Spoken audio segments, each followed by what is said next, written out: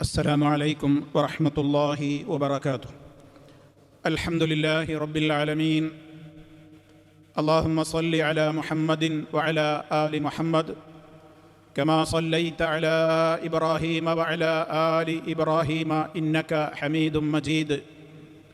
أما بعد فإن خير الكلام كلام الله وخير الهدي هدي محمد صلى الله عليه وسلم وشر الأمور محدثاتها وكل محدثة بدعة وكل بدعة ضلالة. باب كراهة عودة الإنسان في هبة لم يسلمها إلى الموهوب له، وفي هبة وهبها لولده وسلمها أو لم يسلمها، وكراهة شرائه شيئا تصدق به من الذي تصدق عليه أو أخرجه عن زكاة أو كفارة ونحوها، ولا بأس بشرائه من شخص آخر قد انتقل إليه. സ്നേഹമുള്ള സഹോദരന്മാരെ, സുഹൃത്തുക്കളെ, ഇമാം നവവി റഹ്മത്തുള്ളാഹി അലൈഹിയുടെ റിയാദു സാലിഹീനിൽ വിലക്കപ്പെട്ട കാര്യങ്ങളെ സംബന്ധിച്ച് വിശദീകരിക്കുന്ന ഹദീസുകൾ ഉൾക്കൊള്ളുന്ന അധ്യായങ്ങളിലൂടെയാണ് നമ്മൾ കടന്നുപോയിക്കൊണ്ടിരിക്കുന്നത്. കഴിഞ്ഞ നമ്മുടെ ദർസിലൂടെ കടം അതെത്ര ഗൗരവതരമാണ്, അതുമായി ബന്ധപ്പെട്ടുകൊണ്ട് വിശ്വാസികൾ പാലിക്കേണ്ടുന്ന മാനിക്കേണ്ടുന്ന മര്യാദകൾ എന്തൊക്കെയാണ് എന്നതിനെ സംബന്ധിച്ചുള്ള ഹദീസുകളാണ് നമ്മൾ ഗ്രഹിച്ചത്. ഇന്ന് മറ്റൊരു കാര്യത്തെ സംബന്ധിച്ചുള്ള അധ്യായമാണ്. അതായത് നമ്മൾ സാധാരണയായി ആളുകൾക്ക് ദാനം നൽകാറുണ്ട്. അത് സ്വന്തം കുടുംബത്തിലെ മക്കൾക്ക് ഇഷ്ടദാനമായി കൊടുക്കാറുണ്ട്, ബന്ധുക്കൾക്ക് നൽകാറുണ്ട്, ജ്യേഷ്ഠാനുജന്മാർക്കാവട്ടെ, കുടുംബങ്ങളിലാവട്ടെ, കുടുംബങ്ങൾക്ക് പുറത്താവട്ടെ, ദാനങ്ങളായി അതുപോലെ തന്നെ ധർമ്മങ്ങളായി സഹായങ്ങളായി ഒക്കെ ചെയ്തു കൊടുക്കുന്ന കാര്യങ്ങൾ, അത് തിരിച്ചു വാങ്ങുന്നത് ഗുരുതരമായ തെറ്റാണ് എന്നുള്ളതിനെ സംബന്ധിച്ച് പറയുന്ന ഒരു അധ്യായത്തിലാണ് ഇന്ന് നമ്മളുള്ളത്. അതാണ് ഇമാം നവവി റഹ്മത്തുള്ളാഹി അലൈഹി ഒരു നീണ്ട തലക്കെട്ടോടുകൂടിയാണ് ഈ ബാബിൻ്റെ കാര്യങ്ങളെ സംബന്ധിച്ച് തുടക്കത്തിലെ പറഞ്ഞിട്ടുള്ളത്. ബാബു കറാഹത്തി ഔദത്തിൽ ഇൻസാൻ, ഒരു മനുഷ്യൻ മടക്കി വാങ്ങുക എന്നുള്ളത് വെറുക്കപ്പെട്ട സംഗതിയാണ്. ഫി ഹിബത്തിൻ, ഹിബത്ത് എന്ന് പറയുന്നത് ഇങ്ങനെ ദാനമാണ്, ഇഷ്ടദാനം നൽകുക. ഹിബത്ത് സാധാരണ കുടുംബത്തിലെ അംഗങ്ങൾക്ക് കൊടുക്കുമ്പോഴാണ് പലപ്പോഴും ഇഷ്ടദാനം എന്ന പദപ്രയോഗം പലപ്പോഴും ഉണ്ടാകാറുള്ളത്. അല്ലാത്തത് നമ്മൾ സദഖ, അതുപോലെ തന്നെ നമ്മൾ അതാ, ദാനം എന്നൊക്കെയാണ് പൊതുവിൽ അറിയപ്പെടാറുള്ളത്. ആ ഹിബത്ത് ഒരാൾ കൈപ്പറ്റിയതായാലും ഇലൽ മൗഹൂബി ലഹു, നൽകപ്പെട്ട വ്യക്തി അത് കൈപ്പറ്റിയിട്ടില്ല എങ്കിൽ പോലും, അതേപോലെ തന്നെ വഫീ ഹിബത്തിൻ വഹബഹാലി വലദിഹി വസല്ലമഹാ ഉലം യുസല്ലിമഹ, ഒരാൾ തൻ്റെ മകനിക്ക് കൊടുത്തു, ആ മകനിക്ക് കൊടുത്തത് വാക്കാൽ പറഞ്ഞിട്ടേ ഉള്ളൂ, അത് ഏൽപ്പിച്ചു കൊടുത്തിട്ടുണ്ടോ ഏൽപ്പിച്ചു കൊടുത്തിട്ടില്ലേ, അതിൽ എന്താണ് ഇസ്ലാമികമായിട്ടുള്ള ശ്രദ്ധിക്കേണ്ട കാര്യങ്ങൾ, അതും ഇതിൽ നമുക്ക് മനസ്സിലാക്കുവാനുണ്ട്. അതേപോലെ തന്നെ കറാഹത്തി ശറാഇഹി ശൈഅൻ തസദ്ദഖ ബിഹി മിനല്ലദീ തുസദ്ദിഖ അലൈഹി, ഞാനൊരാൾക്കൊരു ധർമ്മം കൊടുത്തു, ഒരു വസ്തു അല്ലെങ്കിൽ ഒരു സംഗതി ഞാനൊരാൾക്ക് ദാനം കൊടുത്തു. ആ ദാനം കൊടുത്തിട്ട് പിന്നെ അയാളിൽ നിന്ന് ഞാൻ ആ വസ്തു വിലക്ക് വാങ്ങുകയാണ്. ഞാൻ വെറുതെ കൊടുത്തൊരു സംഗതി ഒരാളിൽ നിന്ന് ഞാൻ കാശ് കൊടുത്ത് വീണ്ടും തിരികെ വാങ്ങുക, അത് പാടില്ല എന്നുള്ളതാണ്. അതല്ലെങ്കിൽ ഔ അഖ്റജഹു അൻ സക്കാത്തിൻ, അല്ലെങ്കിൽ സക്കാത്തായിട്ട് കൊടുത്തത് ഞാനത് വില കൊടുത്തു വാങ്ങുക. ഔ കഫാറത്തിൻ, അല്ലെങ്കിൽ ഞാൻ ഏതെങ്കിലും ഇസ്ലാമികമായി ഒരു നിയമം തെറ്റിച്ചതിൻ്റെ പേരിൽ ഉണ്ടായ ഒരു കഫാറത്ത് അതാണല്ലോ പ്രായശ്ചിത്തമായി നൽകുന്നത്, ആ വിധത്തിൽ നൽകിയിട്ടുള്ളത് ഞാൻ തന്നെ പണം കൊടുത്ത് വില കൊടുത്ത് തിരിച്ചു വാങ്ങുന്നത്, ഇതേപോലെയുള്ള കാര്യങ്ങൾ ഏതോ ആവട്ടെ. ചുരുക്കി പറഞ്ഞാൽ ഒരാൾക്ക് ദാനമായി നൽകിയത്, സദഖയായി നൽകിയത്, അതുപോലെ തന്നെ ധർമ്മമായി നൽകിയതൊക്കെ ഒന്നുകിൽ അത് മൊത്തം തിരിച്ചു വാങ്ങുക, അതല്ലെങ്കിൽ അത് വില കൊടുത്തിട്ട് ഞാൻ വാങ്ങുക, അതൊക്കെ പാടില്ലാത്ത സംഗതിയാണ്. അതേ അവസരത്തിൽ വലാ ബഅസ ബിശറാഇഹി മിൻ ശഖ്സിൻ ആഖറ ഖദ് ഇൻതഖല ഇലൈഹി, ഞാൻ കൊടുത്ത ഒരു ധർമ്മം അല്ലെങ്കിൽ ഞാൻ കൊടുത്തിട്ടുള്ള ഒരു സക്കാത്തോ സദഖയോ എന്തോ ആവട്ടെ, എന്നിൽ നിന്ന് സ്വീകരിച്ച ആൾ അത് മറ്റൊരാൾക്ക് കൊടുത്തു, മറ്റൊരാൾക്ക് അത് കൊടുത്തിട്ടുണ്ടെങ്കിൽ എന്നിൽ നിന്ന് കൈപ്പറ്റിയ ആളല്ലാത്ത ഒരാളിൽ നിന്ന് എനിക്ക് വേണമെങ്കിൽ എന്ത് ചെയ്യാം, പണം കൊടുത്തുകൊണ്ട് അത് കച്ചവടമാക്കാം, അതിന് തകരാറൊന്നുമില്ല. പക്ഷെ ഞാൻ നേരിട്ട് കൊടുത്ത ആളിൽ നിന്ന് ഞാൻ തന്നെ അതുകൊണ്ട് കൈപ്പറ്റിയാലും നേരിട്ട് കാശ് കൊടുത്തിട്ടാണെങ്കിൽ പോലും പാടില്ല എന്നാണ്. അതിനൊക്കെ ചില കാരണങ്ങൾ പണ്ഡിതന്മാർ പറയുന്നുണ്ട്. ഉദാഹരണം, ഇപ്പം ഞാനൊരാൾക്ക് ഒരു സംഗതി കൊടുത്തു, ഒരു ഫോൺ കൊടുത്തു എന്ന് സങ്കല്പിക്കുക. നമ്മളിപ്പോൾ ഒരാൾക്കൊരു ഫോൺ കൊടുത്തു, ആ ഫോൺ കൊടുത്തിട്ട് പിന്നെ ഞാൻ പറയണം നിങ്ങളത് എനിക്കെടുത്ത് തരി. പിന്നെ വെറുതെ എന്തായാലും തിരിച്ചു വാങ്ങാൻ പറ്റൂല, അത് വളരെ വലിയ തെറ്റാണ്. നീ വില കൊടുത്ത് നല്ല വിലക്ക് ഞങ്ങൾക്ക് വെറുതെ തന്നല്ലേ, പക്ഷേ നിങ്ങളത് എനിക്ക് വിലക്ക് തന്നോളിൻ എന്ന് പറഞ്ഞിട്ട് പോലും വാങ്ങരുത് എന്ന് പറയുന്നത് എന്തുകൊണ്ടെന്നാൽ അവിടെ ഒരു ചൂഷണത്തിന് സാധ്യതയുണ്ട് എന്നാണ്. കാരണം എന്നിൽ നിന്ന് വാങ്ങിയ വ്യക്തിക്ക് എന്നോടൊരു വിധേയത്വം അവിടെ ഉണ്ടാവും. അപ്പോൾ അയാൾ ഞാനത് കാശ് കൊടുത്ത് വാങ്ങുമ്പോൾ ഇതിനൊരു 1000 ദിർഹം ഉണ്ടെങ്കിൽ അയാൾ 1000 ദിർഹം എന്ന് പറയുമ്പോൾ അയാൾ നഷ്ടം സഹിച്ചിട്ടാണെങ്കിൽ എനിക്കത് തരും. അയാൾ പുറത്തേക്ക് വിൽക്കുകയാണെങ്കിൽ അയാൾ 1000 കുറക്കൂല. പക്ഷെ ഞാൻ ചോദിക്കുമ്പോൾ അയാൾ ചിലപ്പോൾ 800 തരുമെന്ന് വെച്ചാലും തരും. എനിക്ക് വെറുതെ എന്നൊരു മുതലിപ്പോൾ അയാൾക്ക് ആവശ്യം ഉണ്ടായിട്ടല്ലേ അയാൾ തിരിച്ചു ചോദിക്കുന്നത്. അപ്പോൾ അതുകൊണ്ട് ഇനിയിപ്പോൾ എനിക്ക് 200 500 കുറവായാലും വേണ്ടില്ല, അയാൾക്ക് കൊടുക്കുക എന്ന് വിചാരിച്ച് അയാൾ കൊടുക്കാൻ അയാൾ ഒരു നിർബന്ധിതമാവുന്ന ഒരു മാനസിക വിധേയത്വം അയാളിലുണ്ടാകും. അത്ര പോലും ചൂഷണം ആ മേഖലയിൽ വരാം. അതുകൊണ്ട് അതുപോലും പാടില്ല എന്നാണ്. നമ്മൾ കൊടുത്ത സാധനമാകട്ടെ, നമ്മളത് പൈസക്ക് നമ്മളൊരാൾക്കൊരു കാറോ ഒരു വാഹനമോ കൊടുത്തു, എന്നിട്ട് കുറേ കഴിഞ്ഞിട്ട് പറയണേ എനിക്ക് നിങ്ങളത് വിലക്കിട്ട് തരും എന്നിട്ട് ആ കാറോ വാഹനമോ നമ്മൾ വാങ്ങുക. അപ്പോൾ എനിക്കൊന്നുകിൽ ഞാൻ വിചാരിക്കുന്ന ഒരു നല്ലൊരു സംഖ്യക്ക് അതോട് പോരും എന്നുള്ളത്. കാരണം അവനാവുമ്പോൾ എന്നോട് എന്ത് ചെയ്യില്ല, ബാർഗൈനിങ്ങിനൊന്നും നിൽക്കില്ല. അപ്പോൾ അതുകൊണ്ട് ഞാൻ വിചാരിക്കുന്ന ഒരു സംഖ്യക്ക് അതുകൊണ്ട് കിട്ടും. പോലെയുള്ള ഒരുപാട് ചൂഷണങ്ങൾ ഈ വ്യക്തിയുടെ മനസ്സിലും അതെനിക്ക് തിരികെ തരേണ്ടുന്ന ആ വ്യക്തിയുടെ മനസ്സിലും ഉണ്ടാവാൻ ചാൻസ് ഉള്ളത് കൊണ്ട് ഇസ്ലാം അത്രത്തോളം ഒരാളെയും ചൂഷണം ചെയ്യുന്ന രീതി അത് ഇസ്ലാമികമല്ല എന്ന് പഠിപ്പിക്കാനാണ് ഇത്ര കണിശമായിട്ടാണ് ഇസ്ലാമിക നിയമങ്ങൾ എന്ന് നമ്മൾ മനസ്സിലാക്കിയിരിക്കേണ്ടതുണ്ട്. അപ്പം അതുകൊണ്ട് തന്നെ അതാണ് ഇപ്പോൾ ഹെഡിങ്ങിൽ പറഞ്ഞിട്ടുള്ള വിഷയം. അതാണ് ഇനി ഇപ്പോൾ ഒന്നാമത്തെ ഹദീസ് മഹാനായ അബ്ദുല്ലാഹിബിൻ അബ്ബാസ് റളിയല്ലാഹു അൻഹുമയിൽ നിന്ന് ഉദ്ധരിക്കുന്ന ഹദീസാണ് ഈ വിഷയത്തിൽ. അനിബിൻ അബ്ബാസിൻ റളിയല്ലാഹു അൻഹുമ അന്ന റസൂലല്ലാഹി സ്വല്ലല്ലാഹു അലൈഹി വസല്ലമ ഖാല അല്ലദീ യഊദു ഫീ ഹിബതിഹി കൽകൽബി യർജിഉ ഫീ ഖൈഇഹി മുത്തഫഖുൻ അലൈഹി. وفي رواية مثل الذي يرجع في صدقته كمثل الكلب يقيء ثم يعود في قيئه فيأكله. وفي رواية العائد في هبته كالعائد في قيئه. ഒക്കെ ഒരേ ആശയത്തിലുള്ള 3 റിപ്പോർട്ടുകളാണ് ഇപ്പോൾ നമ്മളിവിടെ കേട്ട് കഴിഞ്ഞത്. എന്താണ് ഇതിൽ പറയുന്നത്? നബി സല്ലല്ലാഹു അലൈഹി വസല്ലം പറയാണ് അല്ലദീ യഊദു ഫീ ഹിബതിഹി, താൻ കൊടുത്ത ദാനത്തെ തിരിച്ചു വാങ്ങുന്നവൻ. അല്ലദീ യഊദു എന്ന് പറഞ്ഞാൽ മടക്കി വാങ്ങുക, അങ്ങനെ കൊടുത്തത് ഇങ്ങോട്ട് തിരിച്ചു, അതാണ് ആദ യഊദു, ഇങ്ങോട്ട് മടക്കി വാങ്ങുക. ഫീ ഹിബതിഹി, താൻ ഇഷ്ടദാനമായി കൊടുത്തത് തിരിച്ചു വാങ്ങൽ. അങ്ങനത്തെ മനുഷ്യനെ എന്തിനോടാ ഉപമിക്കുന്നത്, ആരോടാ ഉപമിക്കുന്നത്? കൽ കൽബി, അവൻ നായയെ പോലെയാണ്. നായ എന്ന് പറയുമ്പോൾ തന്നെ നമുക്ക് മനസ്സിൽ നികൃഷ്ടത തോന്നുന്ന ജീവിയാണ്. കൽ കൽബി, നായയെ പോലെയാണ്. നായ ചെയ്യുന്ന പണി എന്താ? ഇർജിഉ ഫീ ഖൈഇഹി, നായ ഛർദിക്കും. വയറ്റിലുള്ളതൊക്കെ വായിക്കൂടി അതുകൊണ്ട് ഛർദിച്ച്, എന്നിട്ട് ആ ഛർദിച്ചതിലേക്ക് വീണ്ടും തിരിഞ്ഞു വന്നിട്ട് അത് മുഴുവൻ അത് നക്കി തിന്നാണ്. ഇപ്പം ഛർദിച്ചത് തിന്നുന്ന നായക്ക് സമാനമാണ് നമ്മളൊരാൾക്ക് കൊടുത്ത ഒരു ദാനത്തെ അയാളോട് ദേഷ്യം പിടിക്കുമ്പോൾ തിരിച്ചു വാങ്ങല്. ദേഷ്യം പിടിക്കുമ്പോഴല്ലേ ഇപ്പോൾ അത് വാങ്ങുള്ളൂ, അത് പറയേണ്ടതില്ലല്ലോ. നല്ല ആൾക്ക് നല്ല സമയത്തൊക്കെ കൊടുത്തതാ. അത് ഏത് കൊടുത്തതാണെങ്കിലും ശരി, ഇവിടെ ഉലമാ കൃത്യമായി തന്നെ വിശദീകരിക്കുന്നു. അന്നക്ക ഇതാ അഴ്ത്വയ്ത ഇൻസാനൻ ഷൈഅൻ മജ്ജാനൻ തബർറുഅൻ മിൻ ഇന്ദിക, നിന്റെ പക്കലുള്ള ഒരു സാധനം നീ ഒരാൾക്ക് ഫ്രീ ആയിട്ട് മജ്ജാനായിട്ട് നീ കൊടുത്തു. ഫൈനഹു ലാ യഹില്ലു ലക അൻ തർജിഅ ഫീഹി, അത് മടങ്ങി അതിൽ നീ അതിനെ മടക്കി വാങ്ങൽ നിനക്ക് ഒരു നിലക്കും അനുവദനീയമല്ല. സവാൻ കാന ഖലീലൻ അം കസീറൻ, ചെറിയ രൂപത്തിലുള്ള സംഖ്യക്കുള്ള വസ്തുവാകട്ടെ ഇനി വലിയതാവട്ടെ പാടില്ല. കാരണം അത് വളരെയേറെ മോശപ്പെട്ട ഒരു സംഗതിയാണ്. പല വഹബത്തലി അഖീക സാഅ, നീ നിന്റെ സഹോദരൻ ഒരു വാച്ച് കൊടുത്തു, ഔ കലമൻ അല്ലെങ്കിൽ ഒരു പേന കൊടുത്തു, ഔ സയ്യാറ അല്ലെങ്കിൽ നിന്റെ വക ഒരു കാറ് കൊടുത്തു, ഔ ബൈത്തൻ അല്ലെങ്കിൽ ഒരു ഫ്ലാറ്റോ ചെറിയ വീടോ എന്തെങ്കിലും നീ കൊടുത്തു. ഫൈനഹു ലാ യഹില്ലു ലക അൻ തർജിഅ ഫീഹി, അത് നീ ഒരിക്കലും തിരിച്ചു വാങ്ങാൻ നിനക്ക് പാടില്ല. നീ നായ ആവാൻ തയ്യാറുണ്ടെങ്കിൽ വാങ്ങിക്കോ. തിന്നത് ഛർദിച്ചത് വീണ്ടും നക്കി തിന്നുന്ന നായ ആവാൻ നീ തയ്യാറുണ്ടോ? ആ നിലവാരത്തിലാവാൻ നിനക്ക് കുഴപ്പമില്ലേ, എന്നാൽ മാത്രം വാങ്ങിയാൽ മതി. അത്ര വെറുക്കപ്പെട്ട സംഗതിയാണ് കൊടുത്ത ഒരു മുതൽ തിരിച്ച് വാങ്ങുക, തിരിച്ച് ചോദിക്കുക എന്നുള്ളത്. ഈ വിഷയത്തിൽ കൊടുത്ത ഒരു സംഗതി അത് തിരിച്ചു വാങ്ങൽ അനുവദിക്കപ്പെട്ട ഒരു മേഖല നമുക്ക് ഇസ്ലാം പഠിപ്പിച്ചു തന്നിട്ടുണ്ട്. അത് പിതാവ് മക്കൾക്ക് നൽകുന്ന ഇഷ്ടദാനമാണ്. ഒരു പിതാവിന് മക്കൾക്ക് ഇഷ്ടദാനം കൊടുക്കുന്നതിന് വിരോധമല്ല, പക്ഷേ അത് കൊടുക്കുമ്പോൾ മക്കൾക്കിടയിൽ നീതി പാലിക്കണം എന്നുള്ളത് ഇസ്ലാമിൻ്റെ നിയമമാണ്. ഇതിൻ്റെ ഗൗരവം മനസ്സിലാക്കാൻ നബി സല്ലല്ലാഹു അലൈഹി വസല്ലമിൻ്റെ കാലത്ത് നടന്ന ഒരു സംഭവം നമ്മൾ കേൾക്കേണ്ടതുണ്ട്. മഹാനായ സ്വഹാബി നുഅ്മാൻ ഇബ്നു ബഷീർ റളിയല്ലാഹു അൻഹുമ, ആ നുഅ്മാൻ റളിയല്ലാഹു തആല അൻഹു പറയാണ്, അദ്ദേഹത്തിൻ്റെ ഉപ്പ ബഷീർ റളിയല്ലാഹു അൻഹു ആണ്.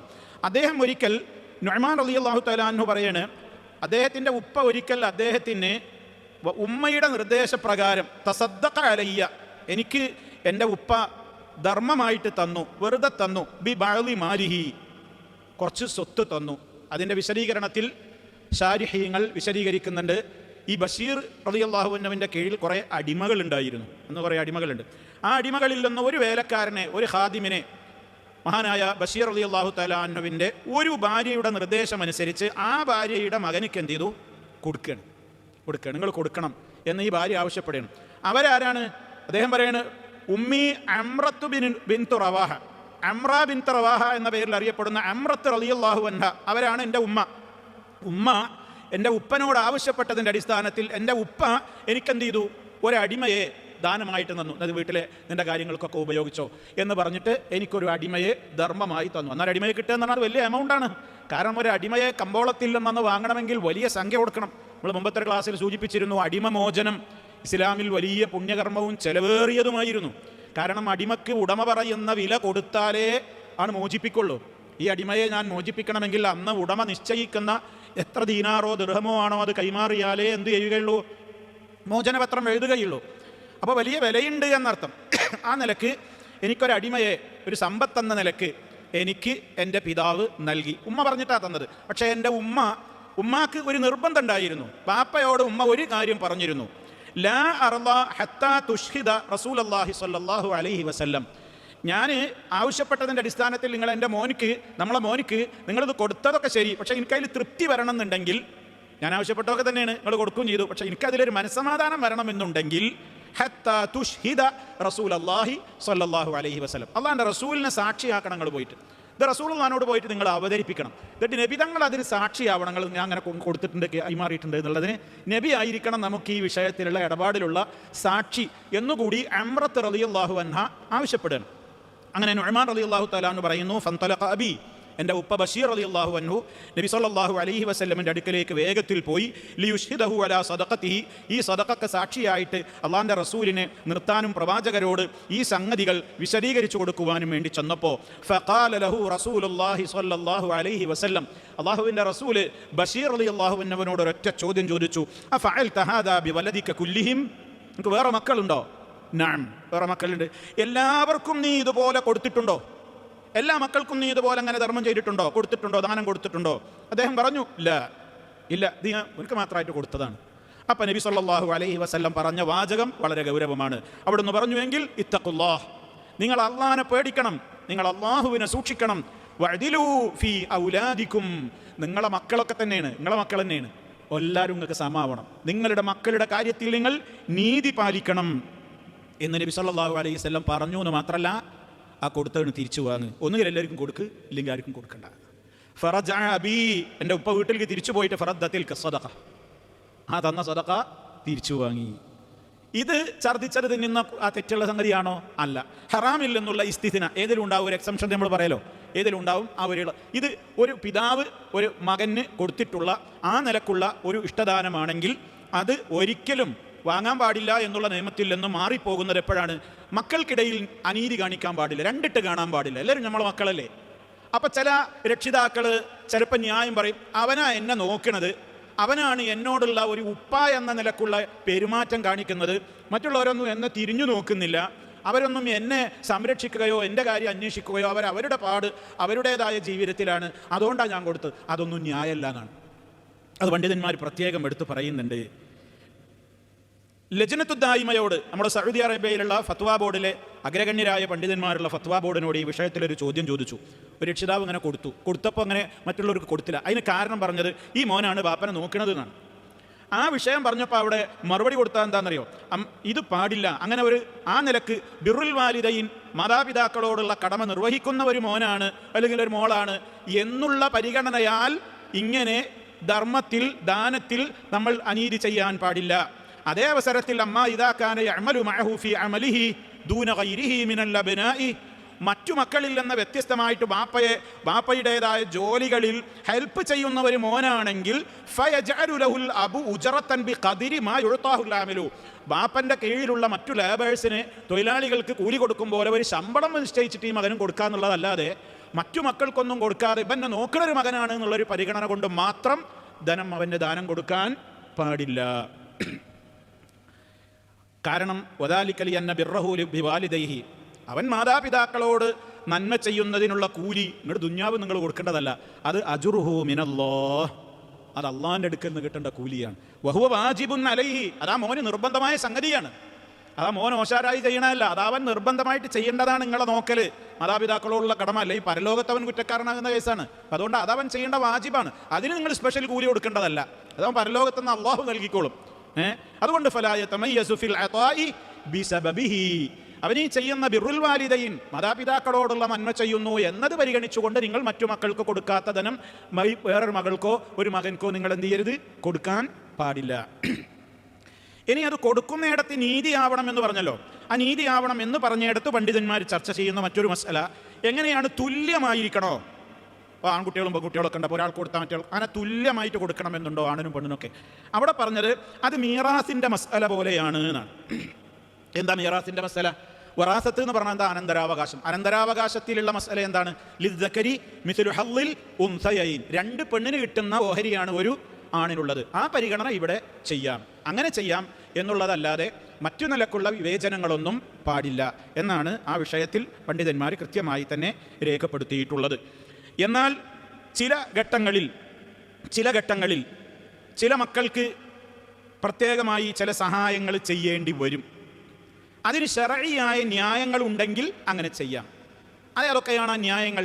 മിനൽ മുസവ്വിഗാത്തി ശർഈയ്യ അല്ലത്തി ദക്കറഹൽ ഉലമാ, പണ്ഡിതന്മാർ ഈ വിഷയത്തിൽ ശർഈയായി അനുവദിക്കപ്പെടുന്ന ചില മേഖലകൾ പറയുന്നുണ്ട്. ഒരു പിതാവിന് തൻ്റെ മക്കളിൽ ചിലർക്ക് ചിലരേക്കാൾ ചിലത് കൂടുതലൊക്കെ കൊടുക്കാം. അതെപ്പോൾ, ഏതെല്ലാം സാഹചര്യങ്ങളിൽ?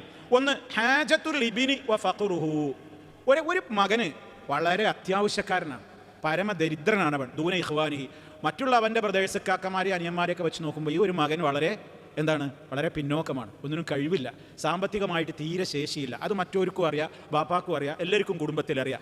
അങ്ങനത്തെ ഒരു സാഹചര്യത്തിൽ ഔ മറലുഹു, അല്ലെങ്കിൽ ഒരു മകൻ രോഗിയായി, അവന് കുറച്ച് രോഗിയായ ഹാൻഡിക്കാപ്പഡാണ്, പിന്നെ ഏതെങ്കിലും വൈകല്യമുണ്ട്, അല്ലെങ്കിൽ ബുദ്ധിമാന്ദ്യമുണ്ട്, അല്ലെങ്കിൽ എന്തെങ്കിലും ശാരീരികമായി പ്രയാസങ്ങളുണ്ട്, അവർ ജോലിക്ക് പോകാനോ മറ്റു മക്കളെ പോലെ അങ്ങനെ പഠിക്കാൻ പോകാനോ ജോലി ചെയ്യാൻ സമ്പാദിക്കാനോ കച്ചവടം ചെയ്യാനോ ഒന്നും കഴിവില്ല, അവനൊരു രോഗിയാണ്. അല്ലെങ്കിൽ അവൻ അലാ നഫ്സിഹി, സ്വന്തം കാലുമ്പോൾ നിന്ന് ജീവിക്കാൻ പറ്റാവുന്ന ഒരു രൂപത്തിലുള്ള ഒരു കുട്ടിയല്ല, ഒരു മോനല്ല, ഒരു മോളല്ല അത്. അല്ലെങ്കിൽ അവിഷ്തിഖാലുഹു ബി ത്വലബിൽ ഇൽമി, മറ്റുള്ള മക്കളൊക്കെ ബിസിനസ്സിലും കച്ചവടത്തിലും മറ്റു കാര്യങ്ങളിലൊക്കെ ഏർപ്പെട്ടപ്പോൾ ഈ മോന് ഇൽമ പഠിക്കാൻ വേണ്ടി പോയതുകൊണ്ട് അവന് കുറച്ച് ആ കാര്യങ്ങളിലൊക്കെ ശുഗലായതുകൊണ്ട് അവൻ കുറച്ച് സാമ്പത്തികമായിട്ട് പിന്നോക്കമാണ്. അങ്ങനെയൊക്കെയുള്ള ഘട്ടങ്ങളിൽ ഒരു പിതാവിന് എന്ത് ചെയ്യാം? മറ്റു മക്കൾക്ക് കൊടുക്കാത്ത കൂടുതൽ പരിഗണന സാമ്പത്തികമായി പിന്നോക്കം നിൽക്കുന്ന, അംഗവൈകല്യമുള്ള, പ്രയാസപ്പെടുന്ന മക്കളുണ്ടെങ്കിൽ അവർക്ക് കൊടുക്കാം. അത് ശർഈയായി വിരോധമുള്ള സംഗതിയല്ല. അതിൽ മക്കൾ എന്ത് ചെയ്യേണ്ടതില്ല? അവർ പരസ്പരം പകയും വിദ്വേഷമൊന്നും വെച്ച് പുലർത്തേണ്ടതില്ല. ഇനി അതല്ലെങ്കിൽ ഔ യംനഉൽ അബു, അല്ലെങ്കിൽ ഒരു പിതാവിന് തടയാം ബഅദ ഔലാദിഹി, ചില മക്കളെ ലിഫിസ്ഖിഹി, അവൻ ഭയങ്കര തെമ്മാടിയാണ്, എന്തു കൊടുത്താലും അവൻ എന്ത് ചെയ്യുള്ളൂ? അവനതുകൊണ്ട് ഹറാം ചെയ്യും, അവനത് ഹറാമിനെ ഉപയോഗപ്പെടുത്തുള്ളൂ. മദ്യപാനിയായിരിക്കും, മയക്കുമരുന്നിൻ്റെ ആളായിരിക്കും, വിചാരത്തിനായിരിക്കും, അവനെന്ത് കൊടുത്തിട്ടും കാര്യമില്ല, കിട്ടിയാൽ അതുകൊണ്ട് അവൻ പോയിട്ട് കുടിക്കും. അങ്ങനെ ലികൗനിഹി യസ്തഈനു ബിമാ യഅഖുദുഹു അലാ മഅസിയത്തില്ലാഹ്, അള്ളാഹുവിന് ധിക്കാരമുള്ള, റബ്ബിനെ ധിക്കരിച്ചുകൊണ്ടുള്ള പ്രവർത്തനങ്ങളിലേക്ക് അവൻ ചെലവഴിക്കുന്ന ഉറപ്പായാൽ അവനങ്ങനെ കൊടുക്കേണ്ടതില്ല. അതൊക്കെ ശർഈയായി, അതൊക്കെ അങ്ങനെ തന്നെയാണോ എന്നൊക്കെ റഹ്മാനായ റബ്ബിനും അറിയാം. അതൊക്കെ പാലിക്കുന്ന ഈ കാരണങ്ങളൊക്കെ ഉണ്ടെങ്കിൽ എന്ത് ചെയ്യാം? അങ്ങനെ ഒരാൾക്ക് കൊടുക്കാതെ വേറൊരാൾക്ക് കൊടുക്കുക എന്ന വിവേചനം ആവാം. ഈ ശർഈയായ കാരണങ്ങളോ നേരത്തെ പറഞ്ഞ സംഗതികളോ ഒന്നുമില്ലെങ്കിൽ സ്വന്തം ബാപ്പ മകന് കൊടുത്തിട്ടുള്ള ഹിബത്താണെങ്കിൽ പോലും എന്ത് ചെയ്യരുത്? തിരിച്ചു വാങ്ങരുത്. തിരിച്ചു വാങ്ങണമെന്നുണ്ടെങ്കിൽ ഈ പറഞ്ഞ നിബന്ധനകളൊക്കെ മാനിക്കണം. അതല്ലാത്ത നിലക്കുള്ള പൊതുവായ കാര്യങ്ങളിൽ ഒട്ടും പാടില്ലാത്തതാണ്. ആ നിലക്ക് ഇസ്ലാം എന്ത് ചെയ്യണം? അങ്ങനെ ആരെങ്കിലും കൊടുത്തത് തിരിച്ചു വാങ്ങുന്ന ഒരു രീതിയാണെങ്കിൽ ഛർദ്ദിച്ചത് വീണ്ടും നക്കി തിന്നുന്ന നായയുടെ പണിയാണ് അയാൾ എടുക്കുന്നത്. അത്ര ഗൗരവമാണ്. ചെറിയതാവട്ടെ വലുതാവട്ടെ, ഒരാൾക്ക് കൊടുത്താൽ പിന്നെ അത് തിരിച്ചു ചോദിക്കരുത്, അത് വാങ്ങരുത്. അതുകൊണ്ടാണല്ലോ ഒരു പുരുഷൻ മഹറായിട്ട് കൊടുത്തത് തിരിച്ചു വാങ്ങാൻ പാടില്ലല്ലോ. ഒരു പെണ്ണ് ത്വലാഖ് ആവശ്യപ്പെടുന്ന ഘട്ടത്തിൽ ഹുൽഇന്റെ മസ്അലയിൽ മാത്രമാണ് ഒരു ഭർത്താവിന് തൻ്റെ ഭാര്യയ്ക്ക് കൊടുത്തിട്ടുള്ള മഹർ തിരിച്ചു വാങ്ങൽ അനുവദിയുമാകുന്നൊരു മേഖല. കാരണം പെണ്ണ് ഇങ്ങോട്ട് മഹർ ത്വലാഖ് ആവശ്യപ്പെടുകയാണ്. ഹുൽ എന്ന് പറഞ്ഞാൽ തന്നെ എന്താ ഹുൽഉം ത്വലാഖും തമ്മിൽ വ്യത്യാസം? ത്വലാഖ് ആണിൻ്റെ ഭാഗത്ത് നിന്ന് തന്നെ അയാൾ തന്നെ തീരുമാനിച്ച് ത്വലാഖ് ചൊല്ലുകയാണ്. നേരെ മറിച്ച് ഹുൽ അങ്ങനെയല്ല, ആണിന് താല്പര്യമല്ല, പിരിയണം എന്നാൽ പെണ്ണിന് ഇയാളായിട്ട് ഒത്തുപോകാനും കഴിയണില്ല. ആ സമയത്ത് ഈ പെണ്ണ് പറയാണ്, ഞാനും നിങ്ങളും കൂടി പൊരുത്തപ്പെടൂല, അതുകൊണ്ട് നിങ്ങൾ എനിക്ക് തന്നിട്ടുള്ള മഹറും ചിലവൊക്കെ നിങ്ങൾക്ക് ഞാൻ തിരിച്ചാണ്ട് തരാം, നിങ്ങൾ ഇന്നെ ഒന്ന് ഒഴിവാക്കി തന്നാൽ മതി. അതാണ് ഖലഅ എന്ന് പറഞ്ഞാൽ ഉടുത്ത ഡ്രസ്സ് ഊരി വെക്കുന്നതിനാണെന്ന് പറയാ ഖലഅ എന്ന് പറയാം. നിങ്ങൾക്ക് ഇന്നെ നിങ്ങൾ ഇന്നെ ധരിപ്പിച്ചിട്ടുള്ള ആ വസ്ത്രം ഉണ്ടല്ലോ, മഹറും മുതലൊക്കെ ഞാൻ ഊരിയാണ് വെച്ച് തരാം, നിങ്ങൾ ഇന്നെ ഒന്ന് ഒഴിവാക്കി തരുമോ? ഇതിനാണ് എന്ത് പറയാ ഖുൽഉ എന്ന് പറയുന്നത്. ഇന്നിപ്പോൾ വലിയ ഒരു പ്രതിസന്ധിയിലൂടെ കടന്നു പോകുന്ന ഒരു മസലയാണ് ഈ ഖുൽഉ. നമ്മുടെ നാട്ടിൽ അതുമായി ബന്ധപ്പെട്ട ഒരുപാട് കേസുകൾ ഇന്ന് ഫാമിലി കോർട്ടുകളിൽ നടന്നുകൊണ്ടിരിക്കുന്നുണ്ട്. കാരണം ഖുൽഉ പെണ്ണ് ആവശ്യപ്പെടും, ഭർത്താവൊട്ട് കൊടുക്കില്ല, പിന്നെ ഈ പെണ്ണിന് തൊലാക്കൊട്ട് കൊടുക്കില്ല, അതിൻ്റെ പേരിൽ കോടതി കയറലും പ്രശ്നങ്ങളും ഒക്കെയായി ആ വിഷയത്തിൽ കോടതിയിൽ നിന്നുള്ള ഒരു വിധി വന്നതാണെങ്കിൽ ശരഈയായിട്ട് യോജിക്കുന്നില്ല. അതിൻ്റെ പിന്നാലെ കുറേ ആളുകൾ പോയിട്ട് അങ്ങനെ പോകുന്നു. അങ്ങനെ കുറേ ബുദ്ധിമുട്ടുകൾ ഈ വിഷയത്തിൽ നടക്കുന്നുണ്ട്. അപ്പോൾ എന്തായിരുന്നാലും സാന്ദർഭികമായി സൂചിപ്പിച്ചു എന്ന് മാത്രം. അപ്പോൾ അത്രത്തോളം ഒരാൾ കൊടുത്തൊരു സംഗതി ഒരാൾക്ക് കൊടുത്തത് നമ്മളിങ്ങോട്ട് തിരിച്ചു വാങ്ങുന്നത് ശരിയായ രീതി അല്ല. ഇതാണ് ഇപ്പോൾ ഈ പറഞ്ഞത്. അത് ഇനി അടുത്ത സമാനമായ റിപ്പോർട്ടുകളിലൊക്കെ ആശയം അത് തന്നെയാണ്. വഫീരിവായ മറ്റൊരു റിപ്പോർട്ടിൽ ഇപ്രകാരമുണ്ട്, മസലുല്ലദി ഒരുത്തൻ്റെ ഉപമ, അവൻ ആരാണ്? യർജിഉ ഫീ സദഖതിഹി, താൻ കൊടുത്ത സദഖ തിരിച്ചു വാങ്ങുന്നവൻ്റെ ഉപമ, കമസലിൽ കൽബി, ഒരു നായയുടെ ഉപമയെ പോലെയാണ്, നായയെ പോലെയാണ്. യഖീഉ, ആ നായ ഛർദിക്കുന്നു. ഖാഅ യഖീഉ, ഖൈ ഛർദി. ഖാഅ ഇസ്തഖാ എന്ന് പറഞ്ഞാൽ ഛർദിക്കാൻ ആവശ്യപ്പെടുക എന്നാണ്. ഈ നോമ്പിൻ്റെ മസലയൊക്കെ പറയുമ്പോൾ പറയും ഛർദിച്ചാൽ നോമ്പ് മുറിയില്ല, മറിച്ച് മനിസ്തഖാ, ആരെങ്കിലും ഛർദിപ്പിച്ചാൽ നോമ്പ് മുറിയും. നമ്മൾ വിരലൊക്കെ ഇട്ടിട്ടുണ്ടല്ലോ അങ്ങോട്ട് ഛർദിപ്പിക്കണേ, അങ്ങനെ ഒരാൾ നോമ്പ് കാലത്ത് ചെയ്താലോ അവൻ്റെ നോമ്പ് മുറിയും. നേരെ മറിച്ച് ഒരാൾ സ്വാഭാവികമായി ഒരാൾ രാത്രി കഴിച്ച ഭക്ഷണത്തിൻ്റെ എന്തെങ്കിലും അംശങ്ങൾ ദഹിക്കായ്മയോ മറ്റു വല്ല കാരണങ്ങളാലോ ഒരാൾ പകൽ സമയത്താണ് ഛർദ്ദിച്ചു, അയാൾ നോമ്പ് മുറിയോ? നോമ്പ് മുറിയൂല. അപ്പോൾ അവിടെ ഇസ്തഖ എന്ന് പറയുക എന്ത്? ഛർദ്ദിപ്പിക്കുക എന്ന് പറയുന്നത്. അപ്പോൾ ഇവിടെ യഖീഉ, ആ നായ ഛർദ്ദിക്കുന്നു. സുമ്മ യഊദു, പിന്നെ ആ നായ മടങ്ങിപ്പോകുന്നു. ഫീ ഖൈഇഹി, താൻ ഛർദ്ദിച്ച വസ്തുവിലേക്ക് ഫയകുലുഹു, എന്നിട്ട് അത് നാക്കി തിന്നുന്നു. ഇതിനോടാണ് കൊടുത്തത് തിരിച്ചു വാങ്ങുകയും അത് ചോദിക്കുകയൊക്കെ ചെയ്യുന്നവനെ നബി സല്ലല്ലാഹു അലൈഹി വസല്ലമ ഉപമിച്ച് പറഞ്ഞത്. അപ്പോൾ ആ വിഷയത്തിൻ്റെ ഗൗരവം അറിയാനാണ് ആ പ്രയോഗം. വഫീരിവായ മറ്റൊരു റിപ്പോർട്ടിൽ ഇതന്നെ ആശയം തന്നെയാണ്. അൽ ആയിദു എന്ന് പറഞ്ഞാൽ തിരിച്ചു വാങ്ങുന്നവൻ. ഫീ ഹിബത്തിഹി, താൻ നൽകിയ ഹിബത്ത് എന്ന് പറഞ്ഞാൽ ഇഷ്ടദാനം, ഇഷ്ടപ്പെട്ട് കൊടുത്ത ദാനം, ആ ദാനത്തിൽ തിരിച്ചു ചോദിക്കുന്നവൻ. കൽ ആയിദി ഫീ ഖൈഇഹി, താൻ ഛർദ്ദിച്ചത് വാരി വിഴുങ്ങുന്നവനെ പോലെയാണ്. താൻ തന്നെ ഛർദ്ദിച്ചത് താൻ തന്നെ തിന്നുന്നവനെ പോലെയും കൂടിയാണെന്ത്? മറ്റൊരാൾക്ക് താൻ തന്നെ കൊടുത്തത് അയാളിൽ നിന്ന് തിരിച്ചു വാങ്ങുന്നത്. അപ്പോൾ അത് ഇസ്ലാമിക് സൊസൈറ്റിയിൽ വളരെയേറെ ശ്രദ്ധിക്കേണ്ടുന്നൊരു കാര്യമാണ്. സമൂഹത്തിൽ ഇതൊക്കെ നടക്കുന്നുണ്ട്. നല്ലോണാണെങ്കിലൊക്കെ നല്ലോണാണ്, തെറ്റിക്കഴിഞ്ഞാൽ ഇതൊക്കെ നിർബാധം നമ്മുടെ ഉമ്മത്തിൽ നടക്കുന്നുണ്ട്. അതാണായാലും നടക്കുന്നുണ്ട്, പെണ്ണായാലും നടക്കുന്നുണ്ട്. മറ്റവനെ കൊണ്ട് തിരിച്ചു വാങ്ങിപ്പിക്കുന്ന ഭാര്യമാരുണ്ട്. എന്താ നിങ്ങളൊക്കെ കൊള്ളുക, എന്തിനൊക്കെ നിങ്ങളെ കൊള്ളുക എന്ന് പറഞ്ഞാൽ തെറ്റിമൊക്കെ പ്രേരിപ്പിക്കുന്ന ഭാര്യമാരുണ്ടാകും, അല്ലെങ്കിൽ പ്രേരിപ്പിക്കുന്ന കുടുംബങ്ങളുണ്ടാവും. നിങ്ങളതും കൊണ്ടല്ലേ ഓത്തരക്കായത്, വാങ്ങിന്നും തിരിച്ചിട്ട് എന്താ അങ്ങനെ നടക്കണത് വലിയ സുജായിയായിട്ട് എന്നൊക്കെ പറഞ്ഞ് പിരികയറ്റി മുറുക്കി അത് വാങ്ങിപ്പിക്കുന്നവരുണ്ടാകും. എല്ലാവരും ഇതിൽ പങ്കാളികളാകും. ഇത് പാടില്ലാത്ത സംഗതി. അത് കൊടുത്തു, ഇനി അവൻ അതിനെതിരെ വല്ലതും ചെയ്യണം, അവൻ പടച്ചോനിട്ട് ആയിക്കോട്ടെ എന്നല്ലാതെ ഇനി അത് ഞാൻ തിരിച്ചു വാങ്ങിയിട്ട് എത്രത്തോളം ഇനി വാങ്ങണ്ട. അതിൻ്റെ പേരിൽ ഒരാളോട് അതിങ്ങനെ ഇടയ്ക്കിടയ്ക്ക് അയാളങ്ങനെ പറയുന്നത് പോലും ഇസ്ലാം വിലക്കിയിട്ടില്ലേ? നമ്മൾ കൊടുത്ത സ്വതക്ക ബാത്തിലാവുന്നല്ലേ പറഞ്ഞത്? അള്ളാഹുവിൻ്റെ റസൂല് പഠിപ്പിച്ചില്ലേ, നാളെ പരലോകത്ത് സലാസത്തുൻ, 3 വിഭാഗം ആളുകൾ, ലാ യുകല്ലിമുഹുമുല്ലാഹു യൗമൽ ഖിയാമ, അന്ത്യനാളിൽ അവരോട് അള്ളാഹു സംസാരിക്കുകയില്ല.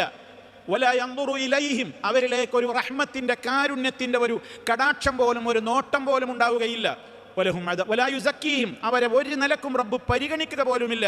വലഹും അദാബുൻ അലീം, ഇതിനൊക്കെ പുറമെ വേദനാജനകമായ ശിക്ഷ നരകത്തിൽ അവർക്ക് ഉണ്ടുതാനും. അങ്ങനത്തെ ഒരു 3 വിഭാഗം ആളുകൾ, 3 നമ്മുടെ നിത്യജീവിതവുമായി കണക്റ്റഡാണ്. ഒന്ന് അൽ മന്നാൻ, കൊടുത്തത് എടുത്തു പറയുന്നോൻ. കൊടുത്ത ഉപകാരം തിരിച്ചു വാങ്ങൽ കൂടിയല്ലത്, കൊടുത്തത് വിളിച്ചു പറയാൻ പാടില്ല. രണ്ടാമത്തെ പറഞ്ഞാൽ എന്താണ്? വൽ മുസ്ബിലു ഇസാറഹു, ഉടുമുണ്ട് നെരിയാണിക്ക് താഴെ തൂക്കിയിടുന്നവൻ. മൂന്നാമത്തെ പറഞ്ഞത് എന്താണ്? തൻ്റെ ചിരക്കുകൾ കള്ളസത്യം ചെയ്ത് നുണ പറഞ്ഞ് കസ്റ്റമറെ കൊണ്ട് വാങ്ങിപ്പിക്കുന്ന കച്ചവടക്കാരൻ. ഈ 3 വിഭാഗത്തെയും ഒരേ ചരടിൽ കോർത്തിണക്കിക്കൊണ്ട് വെച്ച് കെട്ടിക്കൊണ്ടാണ് നബി സല്ലല്ലാഹു അലൈഹി വസല്ലം അതിൻ്റെ ഗൗരവം പറഞ്ഞത്. മാത്രമല്ല പരിശുദ്ധ ഖുർആൻ സൂറത്തുൽ ബഖറയിൽ തന്നെ പറഞ്ഞില്ലേ, സത്യവിശ്വാസികളെ എന്ന് വിളിച്ചുകൊണ്ട് സ്നേഹത്തോടെ റബ്ബ് ഉപദേശിച്ചില്ലേ, യാ അയ്യുഹല്ലദീന ആമനു, ഓ വിശ്വാസികളെ, ലാ തുബ്തിലു സദഖാതികും ബിൽ മന്നി വൽ അദാ, നിങ്ങൾ നിങ്ങളുടെ ദാനധർമ്മങ്ങളെ പൊളിച്ചു കളയരുത്. ധർമ്മമാണ് വെറുതെ ആയിപ്പോവും. നിങ്ങൾ കൊടുത്ത സദഖ എത്ര കൂമ്പാരാണെങ്കിലും അതങ്ങോട്ട് പൊളിഞ്ഞു പോകും. അതിനെ നിങ്ങൾ ബാത്തിലാക്കി കളയരുത്. ബിൽ മന്നി വൽ അദാ, കൊടുത്തത് എടുത്തു പറഞ്ഞുകൊണ്ടും നിങ്ങളിൽ നിന്ന് ഒരു ഹെൽപ്പ്, ഒരു ഔദാര്യം സ്വീകരിച്ചതിൻ്റെ പേരിൽ കാലാകാലം ആ സ്വീകർത്താവിനെ എന്തെങ്കിലുമൊക്കെ പറഞ്ഞിങ്ങനെ പ്രയാസപ്പെടുത്തിക്കൊണ്ടും അതൊക്കെ നിങ്ങൾ കൊടുത്ത സദഖയുടെ ഫലത്തെ അത് ബാധിക്കും. അതുകൊണ്ട് അങ്ങനെ ചെയ്യരുതേ എന്ന് വിശുദ്ധ ഖുർആൻ പറഞ്ഞല്ലോ. അപ്പം അങ്ങനെ കൊടുത്തത് എടുത്ത് പറയുന്നത് പോലും മഹാപാതകമാണെങ്കിൽ അങ്ങോട്ട് തിരിച്ചിന് വാങ്ങിയാലോ? അപ്പോൾ പിന്നെ എത്ര അതിൻ്റെ ഗൗരവം? സ്വന്തം ഛർദ്ദിച്ചത് തിന്നാൽ ഈ നായനെ പോലെ ഛർദ്ദിച്ചത് നക്കി തിന്നണ നായട, ആ നായൻ്റെ നിലവാരവും കൂടി നിനക്കില്ല എന്ന് പറയല്ലേ. അപ്പോൾ അത്ര ഗൗരവമാണ് വിഷയം. ഇനി സമാനമായ ഈ മസ്അലയിൽ മനസ്സിലാക്കിയിരിക്കേണ്ട വേറൊരു കാര്യം കൂടി മഹാനായ ഉമർ ഖത്താബ് റളിയല്ലാഹു അൻഹുവിൻ്റെ അനുഭവമാണ് ഇനി പറയാൻ പോകുന്നത്. വഅൻ ഉമർ ഇബ്നുൽ ഖത്താബ് റളിയല്ലാഹു അൻഹു ഖാല, മഹാനായ ഉമർ ഇബ്നു ഖത്താബ് റളിയല്ലാഹു തആല അൻഹു അദ്ദേഹം പറയാണ്, ഹമൽതു അലാ ഫറസിൻ ഫീ സബീലില്ലാഹ് ഫഅദാഅഹു അല്ലദീ കാന ഇൻദഹു ഫഅറദ്തു അൻ അശ്തരിയഹു വളനൻതു അന്നഹു യബീഉഹു ബിറുഖ്സിൻ فسألت النبي صلى الله عليه وسلم فقال لا تشتريه ولا تعد في صدقتك وإن أعطكه بدرهم فإن العائد في صدقته كالعائد في قيئه متفق عليه. ഇവിടെ എന്താ വിഷയം? ഉമർ ഖത്താബ് റളിയല്ലാഹു തആല അൻഹു തന്നെ അദ്ദേഹത്തിൻ്റെ അനുഭവം പറയുന്നു. അദ്ദേഹം പറയാണ്, ഹമൽതു, ഞാൻ ദാനമായി കൊടുത്തു, അലാ ഫറസിൻ, ഒരു കുതിരയെ, ഫീ സബീലില്ലാഹ്, അള്ളാഹിൻ്റെ മാർഗത്തിൽ.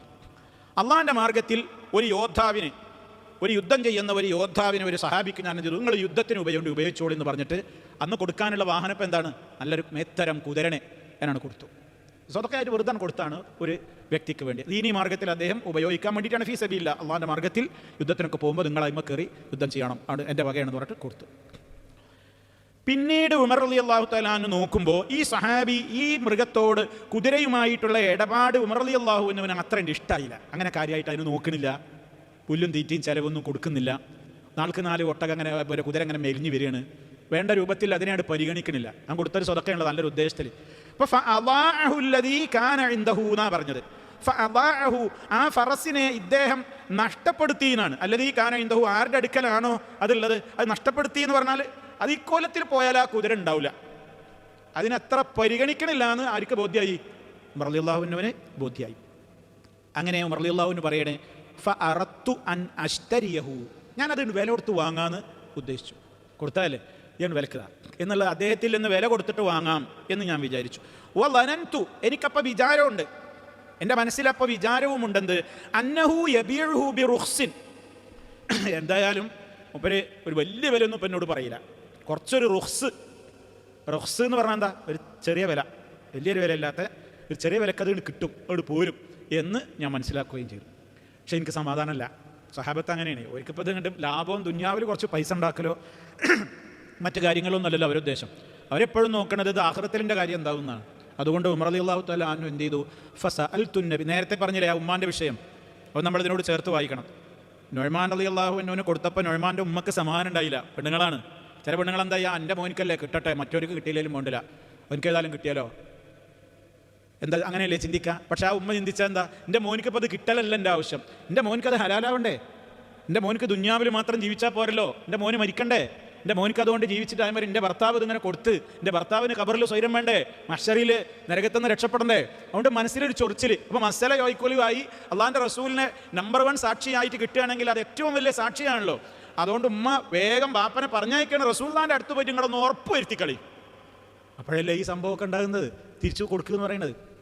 സഹാബത്തിൻ്റെ നിലവാരം ആണായാലും പെണ്ണായാലും അക്കാലത്ത് എപ്രകാരമായിരുന്നു എന്ന് ഞാനും നിങ്ങളൊക്കെ പഠിക്കണം ഇതിലൂടെ. എന്തെങ്കിലും നമുക്കൊരു താൽക്കാലിക ആനുകൂല്യമോ സുഖമോ ഭൗതിക സൗകര്യമോ കിട്ടലല്ല വലുത്, അതങ്ങോട്ട് അനുഭവിച്ച് കഴിഞ്ഞിട്ട് നമുക്ക് മരിക്കും വേണ്ടേ. പരലോകത്ത് കോടതിയിലെത്തുമ്പോൾ വിചാരണക്ക് നേരിടണ്ടേ. ഇവിടെ ദുന്യാവിൽ എന്തെങ്കിലും കിട്ടലല്ലല്ലോ വിഷയം. ആ കിട്ടിയത് മുഖേന നമ്മുടെ ആഖിറത്ത് നഷ്ടപ്പെടുകയാണെങ്കിൽ അത് ഗുരുതരമായ കാര്യമല്ലേ. അത് അവരൊക്കെ ചിന്തിച്ചിരുന്നു എന്ന ഗുണപാഠം കൂടി നമ്മൾ ഇതിൽ നിന്ന് മനസ്സിലാക്കണം. ഇതന്നെ ഇവിടെയും വിഷയം. ഉമർ റളിയല്ലാഹു അൻഹുവിനെ അറിയാം, ഞാൻ കൊടുത്തൊരു മുതൽ ആ കുതിരനെ ഒരു നിസ്സാര വിലക്ക് അത് ഇങ്ങോട്ട് പോരും എന്ന് ഉമർ റളിയല്ലാഹു അൻഹുവിനെ അറിയാം. പക്ഷേ അദ്ദേഹത്തിൻ്റെ മനസ്സിന് സമാധാനമല്ല, അങ്ങനെ വാങ്ങാൻ പറ്റുമോ, അതിപ്പോൾ എനിക്കാണ്ട് ഹലാലാവുമോ, ഞാൻ കൊടുത്ത മുതലൊക്കെ തന്നെയാണ്, ഒക്കെ ശരിയാ, എന്നാലും ഒന്ന് ചോദിച്ചു കളയാം. ഫസഅൽതു നബിയ സല്ലല്ലാഹു അലൈഹി വസല്ലം, റളിയല്ലാഹു തആല അൻഹു ഉടനെ റസൂൽ സല്ലല്ലാഹു അലൈഹി വസല്ലമിനെ സമീപിച്ചുകൊണ്ട് ഈ വിഷയം അവതരിപ്പിക്കുകയാണ്. ഞാൻ ചോദിച്ചു പ്രവാചകരോട്. ഫഖാല, അപ്പോൾ നബി സല്ലല്ലാഹു അലൈഹി വസല്ലം പറഞ്ഞു, ലാ തശ്തരി, ഇനി അത് വാങ്ങാൻ പാടില്ല. ലാ തശ്തരിഹി, ആ കുതിരനെ നീ എന്ത് ചെയ്യരുത്, വാങ്ങരുത്. വലാ തഉദ് ഫീ സദഖതിക, നീ കൊടുത്ത ധർമ്മത്തെ നീ മടക്കി വാങ്ങരുത്. വഇൻ അഅതകഹു ബിദ്ദിർഹം, ഒരു ദിർഹമിന് അയാൾ എനിക്ക് തന്നാലും ശരി വാങ്ങാൻ പാടില്ല. ഒരു ദിർഹം എത്ര ചീപ്പാണ്? ഒരു ദിർഹം എന്ന് പറയുമ്പോൾ നമ്മളെ ദിർഹം ഒന്നും കേട്ടോ. ദിർഹമോ ദീനാറും എന്നൊക്കെ പറയുമ്പോൾ നമ്മൾ UAE ദിർഹമും കുവൈത്ത് ദീനാറും ഒന്നും കണക്കൂട്ടരുത്. ദിർഹം എന്ന് പറഞ്ഞാൽ അന്നത്തെ വെള്ളിയാണ്, നല്ല വെള്ളി എന്ന് പറഞ്ഞാൽ വെള്ളി നാണയമാണ്. ദീനാറ് എന്ന് പറഞ്ഞാൽ നമ്മളെ കുവൈത്ത് ദീനാറ് പൈസ UAE ദിർഹം ക്യാഷ് കറൻസി നോട്ടൊന്നുമല്ല. ദീനാറ് എന്ന് പറഞ്ഞാൽ സ്വർണ്ണമാണ്, ഒറിജിനൽ പ്യൂർ ഗോൾഡാണ്. അപ്പോൾ അതാണ് അന്നത്തെ ദീനാറും ദിർഹമൊക്കെ. അല്ലാതെ അന്ന് പേപ്പറൊന്നും ഇല്ലല്ലോ. ഈ കറൻസിയുടെ ഇന്നത്തെ സിസ്റ്റമൊക്കെ പിന്നെ വന്നതല്ലേ. വാല്യൂ നിശ്ചയിച്ചിട്ട് ഒരു സാധനം കടലാസിനൊരു വിലയില്ലല്ലോ. അതിനുള്ള നിശ്ചയിക്കപ്പെടുന്ന അതിൻ്റെ ബാങ്കോ അല്ലെങ്കിൽ അതിൻ്റെ അതോറിറ്റിയുടെ സൈനോ അതിൻ്റെ നിയമങ്ങൾക്കൊക്കെയുള്ള വാല്യൂ ഉള്ളത്. അപ്പോൾ അന്ന് അതിന് പകരമായിട്ട് അന്ന് കൈമാറ്റം ചെയ്യപ്പെടുന്ന വസ്തു എന്തെന്നെയാണ്? വെള്ളിയാണെങ്കിൽ വെള്ളി നാണയം തന്നെയാണ്, സ്വർണ്ണമാണെങ്കിൽ സ്വർണ്ണ നാണയം തന്നെയാണ്. അതാണ് ദീനാറ് സ്വർണ്ണ നാണയം, ദിർഹം വെള്ളി നാണയം. അപ്പോൾ ഒരു വെള്ളി നാണയത്തിന് നിനക്ക് തന്നാലും ദീനാറ് വിലയുള്ള കുതിരയാണ്. അതാണാ പറയുന്നത് എന്ത്? ബിദിർഹം, ഒരു ദിർഹമിന് നിനക്ക് മടക്കി തന്നാലും നീ അത് വാങ്ങാൻ പാടില്ല. എന്നിട്ട് അതിൻ്റെ ഗൗരവം പറഞ്ഞത് എന്താ?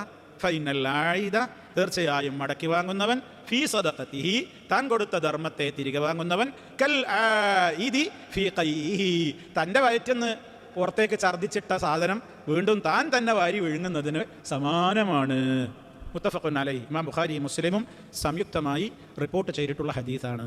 അപ്പോൾ സദഖ കൊടുത്തതാണെങ്കിലും സക്കാത്ത് കൊടുത്തതാണെങ്കിലും വിലക്ക് പോലും വാങ്ങരുത് എന്ന് നമ്മൾ ഹെഡിങ്ങിൽ പറഞ്ഞില്ലേ.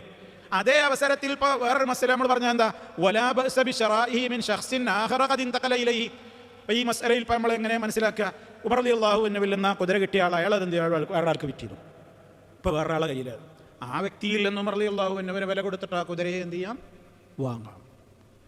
അതാണ് ഇപ്പോൾ നമ്മൾ ഈ അധ്യായത്തിലൂടെ മനസ്സിലാക്കേണ്ടുന്ന വിഷയം. കാര്യം വളരെ ക്ലിയറാണ്. ഇനി അടുത്ത അധ്യായം നമുക്ക് തുടങ്ങി വെക്കാം. ബാബു തഅ്കീരി തഹരീമി മാലിൽ യതീം.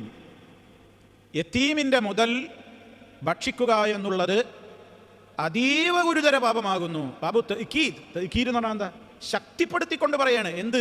തഹരീമി മാലിൽ യതീം, യതീമിൻ്റെ മുതൽ തിന്നുക, യതീമിൻ്റെ സ്വത്തും എടുക്കുമ്പോൾ സൂക്ഷിക്കണം. അതാണ് ഇനി അടുത്ത അധ്യായം. ഖാല അല്ലാഹു തആല. ആരാ യതീം എന്ന് പറഞ്ഞാൽ? യതീമിൻ്റെ ബഹുവചനമാണ് അൽ യതാമ, അതുപോലെ തന്നെ അൽ ഐതാം എന്നൊക്കെ അതിന് ബഹുവചനം പറയും. ഹുമുല്ലദീന മാത ആബാഉഹും ഖബ്ലൽ ബുലൂഗി, പ്രായപൂർത്തിയാകുന്നതിന് മുമ്പ് പിതാക്കൾ മരിച്ചുപോയ ആൾക്കാണ് എന്ത് പറയാ? യതീം എന്ന് പറയാം. സവാൻ കാനു ദുകൂറൻ ഔ ഇനാസൻ, ആണാവട്ടെ പെണ്ണാവട്ടെ, പ്രായപൂർത്തിയാകുന്നതിന് മുമ്പ് അപ്പോഴാണല്ലോ ആരുടെയും ആശ്രയമില്ലാത്തൊരു ഘട്ടം. ആ സമയത്ത് പ്രായപൂർത്തി എത്തിയിട്ടില്ല, സ്വന്തം കൈകാര്യം ചെയ്യാനും വയ്യ. അപ്പോഴാണ് മറ്റുള്ളവരെ ഏറ്റെടുക്കുക. കുടുംബത്തിലെ മറ്റുള്ളവരെ ആശ്രയിക്കേണ്ടി വരും. ഇഷ്ടംപോലെ മുതൽ ഈ കുട്ടിയുടെ പേരിലുണ്ടാവും, ഈ മക്കളുടെ പേരിലുണ്ടാവും. എന്നാൽ അവർക്കത് കൈകാര്യം ചെയ്യാനുള്ള റുഷ്ദ്, വിവേകം, കഴിവ്, തൻ്റെ ഇടം എത്തിയിട്ടില്ല. അപ്പോൾ പിന്നെ അവർക്ക് തൻ്റെ ഇടം എത്തുന്നത് വരെ അവർക്കത് ഏൽപ്പിച്ചു കൊടുക്കുന്നതിൻ്റെ മുമ്പ് ആ സ്വത്ത് കൈകാര്യം ചെയ്യുന്ന ആളുകൾ വളരെ ഗൗരവമായി ശ്രദ്ധിക്കണം. കാരണം അവിടെയാണ് വിഷയങ്ങൾ വരാറുള്ളത്. അവിടുത്തെ ഉപയോഗപ്പെടുത്തും, ഈ കുട്ടികളറിയില്ല, അതുകൊണ്ട് സ്വന്തം കച്ചവടം ചെയ്യും, അതിൻ്റെ ലാഭം അവരെടുക്കും. ഈ മക്കളെ മുതൽ ചിലപ്പോൾ വഷളാവും, അത് ചിലപ്പോൾ വളർന്നാൽ തന്നെ അത് അവർക്ക് കൊടുക്കൂല. അതുകൊണ്ട് ഇയാളുണ്ടാക്കിയ മുതലൊക്കെ ഇയാളങ്ങനെ സ്വന്തം ഉപയോഗിക്കും, ഈ മക്കൾക്ക് കൊടുക്കൂല. മക്കൾക്ക് അതിൻ്റെ ചില്ലറ എന്താണെങ്കിൽ, ആ മൂലധനം എന്താണെങ്കിൽ അത് കൊടുക്കും എന്നൊക്കെ. അങ്ങനെയുള്ള പല വിധത്തിലുള്ള അനർഹമായ സമ്പാദ്യങ്ങളും പിതാവ് മരിച്ചിട്ടുള്ള മക്കളുടെ സ്വത്തിൽ ജ്യേഷ്ഠാനുജന്മാരോ ബന്ധപ്പെട്ടവരോ ആരാണോ അത് കൈകാര്യം ചെയ്യുന്നത് അവർ വളരെ ഗൗരവത്തോടെ സൂക്ഷിക്കേണ്ടുന്ന കാര്യമാണ്. അല്ലാഹു തആല പറഞ്ഞു സൂറത്തുൻ നിസായിലെ 10-ാമത്തെ ആയത്ത്, ഇന്നല്ലദീന യഅ്കുലൂന അംവാലൽ യതാമാ ളുൽമാ ഇന്നമാ യഅ്കുലൂന ഫീ ബുതൂനിഹിം നാറാ വസയസ്ലൗന സഈറാ. സൂറത്തുൻ നിസായിലെ 10-ാമത്തെ ആയത്തിൽ അല്ലാഹു പറയാണ്, ഇന്നല്ലദീന യഅ്കുലൂന അംവാലൽ യതാമാ, തീർച്ചയായും അനാഥകളുടെ സമ്പത്ത് ഭുജിക്കുന്നവർ, അനാഥകളുടെ സ്വത്ത് തിന്നുന്നവർ. പ്രത്യേകം എടുത്തു പറഞ്ഞു അടുത്ത വാചകം, ളുൽമൻ, ളുൽമൻ, അന്യായമായി. അപ്പം ന്യായമായിട്ട് അനാഥകളുടെ സ്വത്തിൽ നിന്ന് ഉപയോഗിക്കുന്നതിനോ ഭക്ഷിക്കുന്നതിനോ കുഴപ്പമില്ല, ന്യായക്കേട് ചെയ്യരുത്. അന്യായമായി അനാഥകളുടെ സ്വത്ത് ഭുജിക്കുന്നവർ ഇന്നമായ ഫീ ബുതൂനിഹിം നാറാ, തീർച്ചയായും അവർ അവരുടെ വയറുകളിലേക്ക് ഭുജിച്ചു കൊണ്ടിരിക്കുന്നത് തീ മാത്രമാണ്. മാത്രമാണെന്ന് പറയുന്നത് എങ്ങനെ? ഇന്നമായ ഫീ ബുതൂനിഹിം നാറാ, അവരവരുടെ വയറ്റിലേക്ക് നടക്കുന്ന തീ മാത്രമാണ്, പ്യുവർ തീയാണ്, ഫയറാണ്. അത്ര ഗൗരവമാണ്. തീയാണ് ആ തിന്നുന്നത്, പൊള്ളും, അത് നരകാണ്. അനാഥന്റെ സ്വത്തുമ്പ തൊട്ട് കളിക്കരുത്. വസയസ്ലൗന സഈറാ, കത്തിയാളുന്ന നരകത്തിൽ അവർ വഴിയെ കിടന്നെരിയുകയും ചെയ്യുന്നതാണ്. സയസ്ലൗന വസയസ്ലൗന സ്വലാ യസ്ലാ സൂറത്തുൽ ലഹബിലില്ലേ, സയസ്ലാ നാറൻ ദാത ലഹബ്, ജ്വാലകളുള്ള അഗ്നിയിൽ അവൻ വഴിയെ കിടന്നെരിയും. സയസ്ലാ, അവിടെ അബൂലഹബിനെ കുറിച്ചാണ് പറഞ്ഞത്, ഒരാളായതുകൊണ്ട് സയസ്ലാ. ഇത് കുറേ ആൾ തിന്നുന്നവർ. സയസ്ലൗന വസയസ്ലൗന, അവര് വഴിയെ കിടന്നെരിയുക തന്നെ ചെയ്യും. സഈറാ, ജ്വലിക്കുന്ന നരകത്തിൽ അവർ കിടന്നെരിയുകയും ചെയ്യുന്നതാണ്. അത്ര ഗുരുതരമാണ്. ഇനി സൂറത്ത് അൽ അൻആമിലെ 152 ആയത്തിലും അള്ളാഹു പറയുന്നു, വലാ തഖറബൂ മാലൽ യതീമി ഇല്ലാ ബില്ലതീ ഹിയ അഹ്സൻ. വലാ തഖറബൂ, നിങ്ങൾ അടുത്തു പോകരുത്.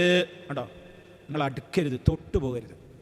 മാലൽ യതീമി, അനാഥ കുട്ടിയുടെ സ്വത്തിനെ തൊട്ടു പോകരുത്, അടുക്കരുതേ അതിനോട്.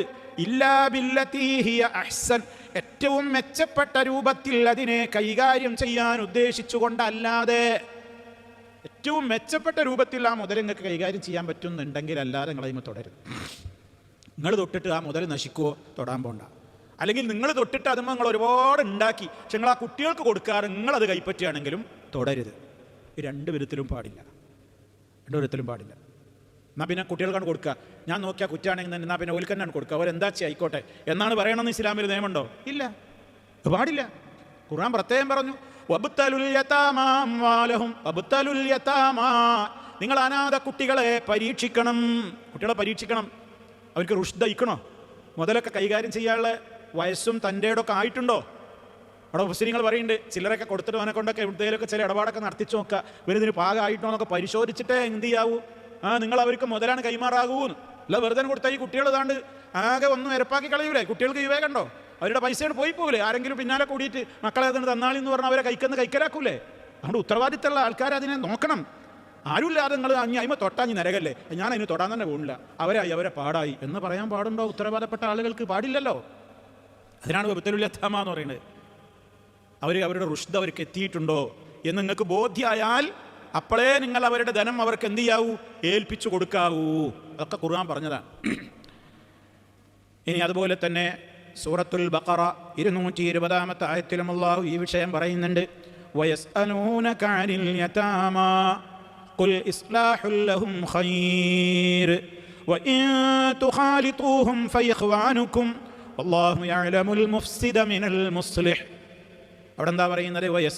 വയസ്അലൂനക, നബിയെ നിങ്ങളോട് അവർ ചോദിക്കുന്നു, അനിൽ യതാമാ, അനാഥകളോടുള്ള പെരുമാറ്റത്തെക്കുറിച്ച്. അനാഥകളോടുള്ള ഇടപാടും പെരുമാറ്റമൊക്കെ എങ്ങനെയായിരിക്കണം എന്നവർ താങ്കളോട് ചോദിക്കുന്നു. ഖുൽ, നബിയെ അവരോട് മറുപടി പറയൂ, ഇസ്ലാഹുൽ ലഹും ഖൈർ, അവർക്ക് ഏതൊക്കെ വിധത്തിൽ നന്മ ചെയ്തു കൊടുക്കാൻ പറ്റുമോ അതൊക്കെയും ഖൈറാണ്. എങ്ങനെയൊക്കെ നിങ്ങൾക്ക് അനാഥ കുട്ടികളോട് ആ ഇസ്ലാഹുൽ ലഹും ഖൈർ എന്ന് പറഞ്ഞാൽ മുതലിൻ്റെ കാര്യത്തിൽ മാത്രമല്ല, മുതൽ കൈകാര്യം ചെയ്യുന്നിടത്ത് മാത്രമല്ല അനാഥ കുട്ടികളോടുള്ള ഇസ്ലാഹുൽ ലഹും എന്ന് പറയുന്നത്. അവരോട് മറുത്തൊരു വാക്ക് പറയാതിരിക്കുക. കാരണം വാപ്പല്ലാത്ത കുട്ടികളല്ലേ. വാപ്പല്ലാത്ത കുട്ടിക്ക് ഏറ്റവും സമൂഹത്തിൽ നഷ്ടപ്പെടുക പരിഗണനയാണ്. മറ്റുള്ളവർക്കൊക്കെ വാപ്പുണ്ട്, ഈ കുട്ടിക്ക് വാപ്പല്ല. അപ്പോൾ വാപ്പല്ലാത്ത കുട്ടിക്ക്, ഞാനൊരു വാപ്പല്ലാത്ത കുട്ടിയാ, അവിടെ ആ കുട്ടി, ചില കുട്ടികൾ പറയും, ചില കുട്ടികൾ പറയില്ല, കണ്ണിന്ന് വെള്ളം അങ്ങനെ വരും. എന്താ അവരുടെ ഉള്ളിൽ, എൻ്റെ ഒപ്പം ഉണ്ടായിരുന്നെങ്കിൽ ഇങ്ങനെ ആവില്ലല്ലോ. ആ സങ്കടം പേറിയും കൊണ്ട് നടക്കുന്നവരാണ് അനാഥ മക്കൾ. അതുകൊണ്ട് അവർക്ക് ഇസ്ലാം പ്രത്യേകം പരിഗണന കൊടുത്തപ്പോൾ പറഞ്ഞത് ഇക്റാമാണ് പറഞ്ഞത്. ഇക്റാം. കാരണം അനാഥക്ക് നഷ്ടപ്പെടുന്നത് ഇക്റാമാണ്. ഇക്റാം എന്ന് പറഞ്ഞാൽ എന്താണ്? ആദരവ്. സമൂഹത്തിൽ എപ്പോഴും ഒരു അധകൃതരായിട്ടായി യതീമക്കളെ കാണാം. ഒരു രണ്ടാം കട മരിച്ച കുട്ടിയാണ്, വാപ്പല്ലാത്ത കുട്ടിയാണ്, വേണമെങ്കിൽ അവൻ്റെ കുരുത്തക്കട എന്ന് പറയും. ഓൻ ഭൂമിയിലേക്ക് വന്നപ്പോൾ തന്നെ തലതെറിച്ച് വാപ്പേക്കാൻ മരിച്ചു. ഈ കുട്ടികളൊക്കെ കേൾപ്പിച്ചിട്ടൊക്കെ ഇങ്ങനെ പറയും, അവർ തന്തല്ലാതെ വളർന്നതല്ലേ, കണ്ടോ അതുമായി തന്ത എന്നോ മരിച്ചുപോയി, അങ്ങനെ കണ്ടില്ലേ ആയിരിക്കാപ്പോൾ. ഇങ്ങനെ ഈ കുട്ടികളെ അനാഥശാലകളിൽ പോലും എല്ലാവരുടെയും മക്കൾ പഠിക്കുന്ന സ്ഥാപനത്തിൽ അനാഥ കുട്ടികൾക്ക് വേർതിരിവുണ്ടാക്കുന്ന യൂണിഫോമുകൾ പോലും പാടില്ല എന്നാണ് ഈ വിഷയത്തിലൊക്കെ ഉലമാക്കൾ പറഞ്ഞത്. മൊത്തം മിക്സഡായിട്ട് പഠിക്കുന്ന സ്ഥാപനങ്ങളുണ്ടല്ലോ, അവിടെ യത്തീംഖാനയിലെ കുട്ടികളാണ് എന്ന് തോന്നുന്ന നിലക്ക് യത്തീംഖാനയുടെ മാനേജറെ കുട്ടികൾക്കൊന്നും ബാധകമല്ലാത്തൊരു നിയമം യത്തീംഖാനയിലെ കുട്ടികൾക്ക് സ്കൂളിലും പോകുമ്പോൾ വരിയായിട്ട് ഇങ്ങനെ പോവുക, കുട്ടികൾക്ക് കളിക്കാൻ പാടില്ല, കുട്ടികൾക്ക് അവരിഷ്ടപ്പെടുന്ന കളറിലുള്ള ഡ്രസ്സ് എടുക്കാൻ പാടില്ല, ഒരിക്കൊരു പഴയ യത്തീം കുട്ടിയാണ് എന്ന് എല്ലാവരും ഇങ്ങനെ കണ്ടാൽ തോന്നുന്ന ഒരു കോലത്തിലുള്ളൊരു തൊപ്പിയും ഒരു പ്രത്യേക കുപ്പായം തുന്നിയിട്ട് ഒരു യൂണിഫോമൊക്കെ ആക്കിയിട്ട് ഓനെ സ്കൂൾക്ക് കൊണ്ടുപോകുമ്പോഴും മദ്രസിലേക്ക് എത്തിങ്ങാനിന്ന് കൊണ്ടുപോകുമ്പോഴൊക്കെ ഇങ്ങനെ വരിക്ക് ഇങ്ങനെ മാഷന്മാർ അല്ലെങ്കിൽ ഉസ്താദുമാർ ഇങ്ങനെ നിയന്ത്രിച്ച് ഇങ്ങനെ കൊണ്ടുപോകുക. മാനേജർ മക്കളൊക്കെ കളിച്ചും തിരിച്ചും ഒക്കെ അവർക്ക് ഇഷ്ടപ്പെട്ട വസ്ത്രമൊക്കെ ധരിച്ചിട്ട് ഇങ്ങനെ അപ്പുറത്തോട്ട് കൂടി കലവിലയായിട്ട് ഇങ്ങനെ നടന്നിട്ട് ഓടിയിട്ടും കളിച്ചിട്ടും ഒക്കെ നടക്കുക. ഈ കുട്ടികൾക്ക് എവിടെ ചെന്നാലും ഒരു പ്രത്യേകമായൊരു ഡിസിപ്ലിൻ, ഒരു പ്രത്യേകമായ നിയമങ്ങൾ, ഇതൊക്കെ അവർക്കുള്ള ഇക്റാമിന് വിരുദ്ധമാണ്. ഇതൊന്നും പാടില്ല. ഇതൊക്കെ എന്താ അനാഥയായി എന്നുള്ളതുകൊണ്ടല്ല ഈ കാണിക്കലൊക്കെ. ആ സ്ഥാനത്ത് എൻ്റെ മോനായാലും ഞാൻ എന്തായിരിക്കും, എനിക്ക് മനസ്സ് വേദനിക്കൂലേ? എല്ലാവരും മക്കളെയും പോലെ സ്കൂളിൽ ഈ കുട്ടിക്ക് പെരുമാറാൻ പറ്റൂല. നീ മനസ്സിലാക്കണം, ഈ എത്തിങ്ങാനിലെ കുട്ടിയാ. അതാ കുട്ടിക്ക് ഇക്റാമല്ല. പരിശുദ്ധ ഖുർആൻ പറഞ്ഞു വളരെ ഗൗരവമാണത്. മതത്തെ കളവാക്കൽ മതനിഷേധത്തിന് തുല്യമാണത് എന്നാ പറഞ്ഞത്. ആർക്കാ സൂറത്ത് മനപ്പാടല്ലാത്തത്? അറഅയ്തല്ലദീ യുകദ്ദിബു ബിദ്ദീൻ ഫദാലികല്ലദീ യദുഉൽ യതീം. മതത്തെ കളവാക്കിയവനെ നീ കണ്ടില്ലേ? മതനിഷേധിയെ നീ കണ്ടില്ലേ? എന്താ അവൻ്റെ കുഴപ്പം? ഒന്നാമത് പറഞ്ഞത് അല്ലദീ യദുഉൽ യതീം, അനാഥയെ അവൻ തള്ളി മാറ്റുന്നു. എന്ന് പറഞ്ഞാൽ തള്ളുക. എല്ലാവർക്കും പരിഗണന കൊടുക്കണോർത്ത് ഈ കുട്ടികളൊന്ന് മാറിക്ക് എല്ലാവരും കൊടുത്തേട്ടെ. ഈ എത്തിങ്ങാനിലെ കുട്ടിയാ. ഓൻ്റെ കോലത്തിലും വേഷത്തിലും ഒക്കെ തന്നെ തിരിച്ചറിയുന്നുണ്ട്. ഓനിക്കാർക്കും ഇല്ലാത്തൊരു തൊപ്പിയുണ്ട്, ഓനിക്കാരും ഇല്ലാത്തൊരു യൂണിഫോം ഉണ്ട്. ഇതൊക്കെ ഈ സമുദായം ചെയ്യുന്ന അക്രമങ്ങളാണ് നമ്മൾ മനസ്സിലാക്കേണ്ടത്. ഒന്നും പാടില്ലാത്ത സംഗതി. എല്ലാവർക്കും യൂണിഫോം, സ്കൂൾ മുക്ക് മൊത്തം യൂണിഫോമാണ്. അത് ആ കുട്ടികൾക്കും ബാധകം എന്നല്ലാതെ. അനാഥ കുട്ടിയാണ് ഞാനോന്ന് അവൻ്റെ മേത്ത് എഴുതി ഒട്ടിക്കുന്നതിന് സമാനമായ നിലക്കുള്ള ചില പെരുമാറ്റങ്ങൾ, ചില വേഷവിധാനങ്ങൾ, അവനായിട്ട് ചില പ്രത്യേക ഡിസിപ്ലിനുകൾ, ഇതൊന്നും പാടില്ല. ഇതൊക്കെ ഇക്റാമിനെതിരാണ്. വിശുദ്ധ ഖുർആൻ പറഞ്ഞതെന്താ? ഇനി നമുക്ക് തന്നെ സുപരിചിതമായ സൂറത്തുൽ ഫജ്റിലല്ലേ, അവിടെ എന്താ പറഞ്ഞത്? കല്ലാ ബല്ലാ തുക്രിമൂനൽ യതീം. അങ്ങനെയൊന്നുമല്ല. ബല്ലാ തുക്രിമൂനൽ യതീം, നിങ്ങൾ അനാഥകളെ ആദരിക്കുന്നില്ലല്ലോ. അപ്പൊ അനാഥക്ക് നഷ്ടപ്പെടുന്നത് എന്താ? ആദരവ. ഇത്ആമല്ല പറഞ്ഞത്. ഇത്ആമിന് ഇവിടെ ഒരുപാട് ആൾക്കാരുണ്ടാവും. അനാഥ കുട്ടിയുടെ കാര്യം പറയുമ്പോൾ അവിടെ ഇത്ആമ് പറയണില്ല. നിങ്ങൾ ആ വിഷയം ഒന്ന് നോട്ട് ചെയ്യേണ്ട സംഗതിയാണ്. നിങ്ങൾ നോക്കി, അനാഥയെ പറ്റി ഖുർആൻ പറയുന്നിടത്തൊക്കെ യുക്രിമൂന ഇക്റാമ പറയാം. നേരെ മറിച്ച് മിസ്കീൻ്റെ കാര്യം പറയുന്നിടത്ത് ഭക്ഷണം കൊടുക്കൽ പറയും. കാരണം അനാഥ കുട്ടിക്ക് കഞ്ഞി വാരാൻ നേർച്ചയാക്കലും, ചോറ് കൊടുക്കാൻ നേർച്ചയാക്കലും, എത്തീങ്ങാനിലേക്ക് ബിരിയാണി നേർച്ചയാക്കലും, എത്തീം കുട്ടികൾക്ക് ചോറ് കൊടുക്കാൻ നേർച്ചയാക്കലും ഒക്കെ ആൾക്കാർ ഇഷ്ടമാതിരി ഭക്ഷണം ആ കുട്ടികൾക്ക് എല്ലാം കിട്ടും. ആ കുട്ടികൾക്ക് ഭക്ഷണത്തെക്കാൾ ഉപരി ആവശ്യമായത് ബാപ്പല്ല എന്നുള്ള അവഗണന അവരെ കൊണ്ട് ചെയ്യിപ്പിക്കരുത്. കുട്ടികളെ പരിഗണിക്കണം. മറ്റു കുട്ടികൾക്ക് കിട്ടുന്നത് പോലെ പരിഗണന കിട്ടണം. അതുകൊണ്ടാണ് ഇസ്ലാം അവിടെ ഇടപെട്ടിട്ട് യത്തീം കുട്ടികൾക്ക് നിങ്ങൾ എന്ത് കൊടുക്കണം? ഇക്റാം കൊടുക്കണം എന്ന് പറയുന്നത്. അവർക്ക് ഇത്ആമിനേക്കാണ് അപ്പുറം ഇക്റാമാണ് ആവശ്യം. ചോറും കഞ്ഞിയും ഭക്ഷണവും അവരെ വിദ്യാഭ്യാസമൊക്കെ നോക്കാൻ ഒരുപാട് ആൾക്കാരുണ്ടാവും. പക്ഷേ അവറ്റൊക്കെ എന്നും ഒരു അവഗണനയായിരിക്കും. സമൂഹത്തിൽ ഞാൻ പറയുന്ന കാര്യങ്ങൾക്ക് മനസ്സിലാവുണ്ടാവും. എത്രയോ സ്ഥലങ്ങളിൽ നിങ്ങളെടുത്ത് പരിശോധിച്ചു. മാപ്പല്ലാത്ത കുട്ടിയായി കഴിഞ്ഞാൽ പിന്നെ ഒരു അനാഥ, പിന്നെ അവനക്കൊരു പരിഗണനയില്ല. ഇക്റാം വേണമെന്നാണ് വിശുദ്ധ ഖുർആൻ പറയുന്നത്. എത്രത്തോളം ഒരു അനാഥ കുട്ടിയുടെ തല തടവുന്നത് പോലും അവനോടുള്ള ഒരു ശഫഖത്തിനാൽ കൈകളിൽ തടയുന്ന രോമത്തിൻ്റെ കണക്കനുസരിച്ച് അത് ഹസനത്താണെന്ന് പഠിപ്പിച്ച ഇസ്ലാമാണ്. സുബ്ഹാനല്ലാഹ്. ഇതൊക്കെ ആര് മനസ്സിലാക്കുന്നു? ഒക്കെ അവരാ കാര്യം വരുമ്പോൾ കുടുംബത്തിലൊക്കെ ആവട്ടെ, അപ്പല്ലാത്ത കുട്ടിയാണ്, അവനാണ് മാറിക്കട്ടെ, പാടില്ല എന്ന്. അപ്പം അതുകൊണ്ട് അനാഥകളെ കുറിച്ച് നിന്നോട് അവർ ചോദിക്കുന്നു നബിയേ, ഖുൽ, മറുപടി പറയൂ, ഇസ്ലാഹുൽ ലഹും ഖൈർ, അവർക്ക് എന്തൊക്കെ ഇസ്ലാഹുകൾ, നന്മകൾ ചെയ്തു കൊടുക്കാൻ പറ്റുമോ അതൊക്കെ ചെയ്തോളി, അതവർക്ക് ഖൈർ, അതാണ് ഖൈർ. അവരോട് നല്ല നിലയ്ക്ക് ഇടപെടലാണെന്ത് ഖൈർ. ഏതെങ്കിലും വിധത്തിൽ അവരോടുണ്ടല്ലോ ഒരു മോശമായ പെരുമാറ്റം വാക്കാലോ പ്രവൃത്തിയാലോ പെരുമാറ്റത്താലോ കാണിച്ചാൽ തീയാണ്. മുസ്തഫ സല്ലല്ലാഹു അലൈഹി വസല്ലമ അനാഥനായി വളർന്ന വ്യക്തിയാണ്. അവിടുത്തേക്കറിയാം അനാഥത്വത്തിൻ്റെ പ്രാരാബ്ധം എന്താണ്. അനാഥത്തിൻ്റെ പ്രാരാബ്ധം പേറി ജീവിച്ച വ്യക്തിയാണ് മുസ്തഫ സല്ലല്ലാഹു അലൈഹി വസല്ലം. ജനിക്കുമ്പോഴേ പിതാവില്ല, പിതാവും മരിച്ചുപോയി. 6-ാം വയസ്സിൽ മാതാവും മരണപ്പെട്ടു. 8-ാമത്തെ വയസ്സിൽ പിന്നീടുള്ള സംരക്ഷകനായ അബ്ദുൽ മുത്തലിബ് ഉപ്പാപ്പയും മരണപ്പെട്ടു. പിന്നെ പിതൃവനായ അബൂ താലിബാണ്, അതും കുറച്ചു കാലമാകുമ്പോഴേക്ക് അവരും വഫാത്തായി, മരണപ്പെട്ടു. അങ്ങനെ അനാഥത്വത്തിൻ്റെ, അതുകൊണ്ട് നബി തങ്ങളോട് അല്ലാഹു തആല ഓർമ്മപ്പെടുത്തുന്നുണ്ട്, അലം യജിദ്ക യതീമൻ ഫആവ, അലം യജിദ്ക യതീമ, അങ്ങേ ഒരു അനാഥനായി കണ്ടില്ലയോ, ഫആവ, ആ സമയത്ത് താങ്കൾക്ക് വേണ്ട രൂപത്തിലുള്ള എല്ലാ അഭയവും നൽകിയവനല്ലയോ അല്ലാഹു സുബ്ഹാനഹു വ തആല. അലം നശ്റഹ് ലക സദ്റക വവദഅനാ അൻക വിസ്റക അല്ലദീ അൻഖദ ളഹ്റക വറഫഅനാ ലക ദിക്റക. അവിടെ നബി സല്ലല്ലാഹു അലൈഹി വസല്ലമിന് എടുത്തു പറയുന്ന കുറേ ഗുണങ്ങൾ.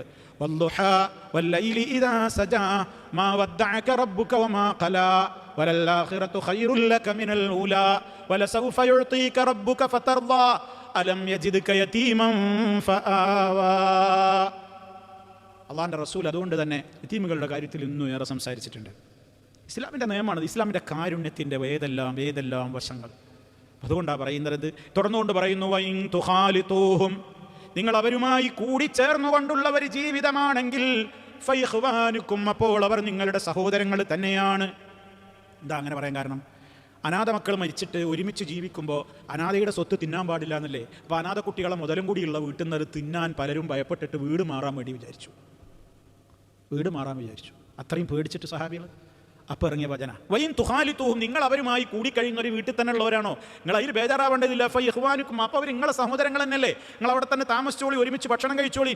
നിങ്ങളെ ഉദ്ദേശം അള്ളാഹ്ക്കറിയില്ലേ? നിങ്ങൾ ആരാ ഫസാദ് ഉണ്ടാക്കണോ, ആരാ നല്ലത് ചെയ്യുന്നോ എന്നൊക്കെ റബ്ബിനറിയൂലേ?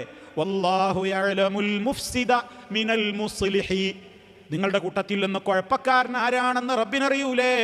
മിനൽ മുസ്ലിഹി, നന്മ ചെയ്യുന്നവനിൽ നിന്ന്. നന്മ ചെയ്യുന്നവൻ ആരാണ്?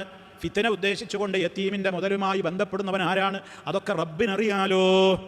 ആ റബ്ബല്ലേ പരലോകത്ത് കോടതിയിൽ കൈകാര്യം ചെയ്യുന്നത്. അവിടെ നിങ്ങളെ മനസ്സ് ക്ലിയർ ആണെങ്കിൽ നിങ്ങൾ ഒരുമിച്ച് അവരെ കൂടെ ജീവിക്കുന്നതോ അവരെ മുതലിൽ നിന്ന് നിങ്ങൾക്ക് ന്യായമായ നിലക്ക് നിങ്ങൾ അവരോടൊപ്പം അവരെ മുതലിൽ തന്നെ നിങ്ങൾക്ക് ആവശ്യമായ തോതിൽ നിങ്ങളത് നോക്കുന്നത് കൊണ്ട്, അത് നോക്കി നടത്തുന്നത് കൊണ്ട് നിങ്ങൾക്ക് വേറെ ജീവിതമാർഗ്ഗമൊന്നുമില്ല. നിങ്ങളത് കൈവിട്ട് നടന്നാൽ പിന്നെ അത് അന്യാധീനപ്പെട്ടു പോകും. അതുകൊണ്ട് നിങ്ങൾ ആ സ്വത്ത് കൈകാര്യം ചെയ്യേണ്ടി വരുന്നു. അവിടെ നിങ്ങൾക്ക് വേറെ ഡ്യൂട്ടിയോ കാര്യങ്ങളോ ഒന്നും ശ്രദ്ധിക്കാൻ പറ്റുന്നില്ല. അപ്പോൾ നിങ്ങളുടെ ജീവിതത്തിന് ആവശ്യമായത് ഈ മുതലിൽ നിങ്ങൾക്ക് എടുത്തുകൂടായ്മ ഇല്ലല്ലോ, നിങ്ങൾക്ക് കഴിക്കാലോ. ളുൽമായിട്ട് കഴിക്കരുത് എന്നല്ലേ അള്ളാഹ് പറഞ്ഞത്? ഇന്നല്ലദീന യഅ്കുലൂന അംവാലൽ യതാമാ ളുൽമാ, അല്ലേ? ളുൽമാ എന്നല്ലേ പറഞ്ഞ്? അന്യായമായിട്ട് തിന്നരുത്. അതല്ലാതെ ന്യായമായിട്ട് അനാഥകളുടെ സ്വത്തുമായിട്ട് ഒരു നിലക്കും ബന്ധപ്പെടരുത്, ഇടപെടരുത് എന്നൊന്നും ഇസ്ലാമിൽ നിയമമല്ല. ഇതാണ് ആ വിഷയത്തിൽ വിശുദ്ധ ഖുർആനുമായി ബന്ധപ്പെട്ട് കൊണ്ടുവന്ന സൂക്തങ്ങളിൽ നമുക്ക് മനസ്സിലാക്കുവാനുള്ളത്. ഇമാം നവവി റഹ്മത്തുള്ളാഹി അലൈഹി ഈ 3 സൂക്തങ്ങളാണ് തഹ്രീമു മാലിൽ യതീമുമായി ബന്ധപ്പെട്ടുകൊണ്ട് ഇവിടെ ഉദ്ധരിച്ചിട്ടുള്ളത്. ഇനി ഇൻഷാ അല്ലാഹ് അതുമായി ബന്ധപ്പെട്ടുള്ള ഒരൊറ്റ ഹദീസേ ഉള്ളൂ. അത് ഇൻഷാ അല്ലാഹ് അല്പം വിശദീകരിക്കാനുള്ള ഹദീസാണ്. ഇൻഷാ അല്ലാഹ് നമ്മുടെ അടുത്ത അവസരത്തിലേക്ക് അത് നീട്ടിവെക്കാം. അല്ലാഹു സുബ്ഹാനഹു വ തആല നാഫിയായ ഇൽമ് നമുക്ക് വർദ്ധിപ്പിച്ചു തരികയും നിഷിദ്ധമായ കാര്യങ്ങളിൽ നിന്ന് വിട്ടു നിൽക്കുവാനും നല്ല കാര്യങ്ങളിൽ കൂടുതൽ വ്യാപൃതരാകുവാനും അള്ളാഹുവിൻ്റെ പ്രത്യേകമായ തൗഫീഖും അവനിൽ നിന്നുള്ള ബറക്കത്തുകളും കാവലും നമുക്കെല്ലാ സമയത്തും അവൻ വർഷിച്ചു കൊണ്ടിരിക്കുമാറാകട്ടെ. ചെറുതും വലുതുമായ സർവ്വദോഷങ്ങളും അള്ളാഹു പൊരുത്തു തരുമാറാകട്ടെ. റബ്ബന ആതിന ഫിദ്ദുനിയ ഹസന വഫിൽ ആഖിറതി ഹസനതൻ വഖിന അദാബന്നാർ. اللهم اجعل هذا البلد آمنا مطمئنا وسائر بلاد العالمين. ربنا آتنا في الدنيا حسنة وفي الآخرة حسنة وقنا عذاب النار. والحمد لله رب العالمين. سبحانك اللهم وبحمدك أشهد أن لا إله إلا أنت أستغفرك وأتوب إليك.